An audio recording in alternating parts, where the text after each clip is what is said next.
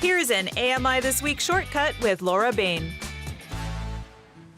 Today, I'm trying out the Buzz Clip, which is a small wearable device for people who are blind, deafblind, or partially sighted. The Buzz Clip uses ultrasound technology to detect obstacles and give vibrational feedback. It can be attached to clothing, used as a handheld, or clipped onto a white cane using an attachment. As the name implies, it's a clip, and it attaches easily to a lapel or waistband. The sensor portion, which goes on the outside, is about the size of a toonie. So how does it work? Well, the Buzz Clip can be set to 1, 2, or 3 meter detection mode using one of its 2 tactile buttons. As you approach an obstacle, such as a person, the vibration intensifies.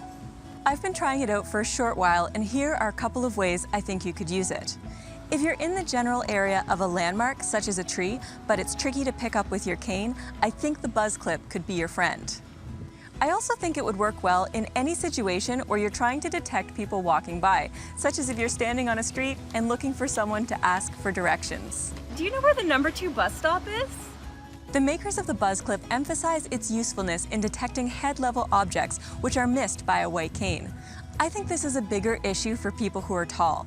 I'm only 5'4", but if I was in an environment like a park with low-hanging branches, or if I was chasing after a little one on a playground, I think I would use the Buzz Clip. Because the Buzz Clip doesn't give directional feedback, I didn't find it that useful for navigating crowded sidewalks. It does an excellent job of detecting obstacles, although most of the obstacles that I encounter on my regular routes would get picked up by my cane anyway. That being said, if you're partially sighted and don't already use a cane or a guide dog, the Buzz Clip could be exactly what you need. I also think it could be particularly useful for people with both vision and hearing loss. And I also wonder if it might be useful for someone who can't use a white cane or guide dog because of a mobility device. So I'm giving a qualified thumbs up to the Buzz Clip. In my opinion, it's not going to help you find a seat on the bus or navigate a crowded sidewalk, but it would be useful to me in specific situations, and depending on your environment and needs, it might be exactly the right fit for you. I did find the device totally accessible and that it had a great battery life.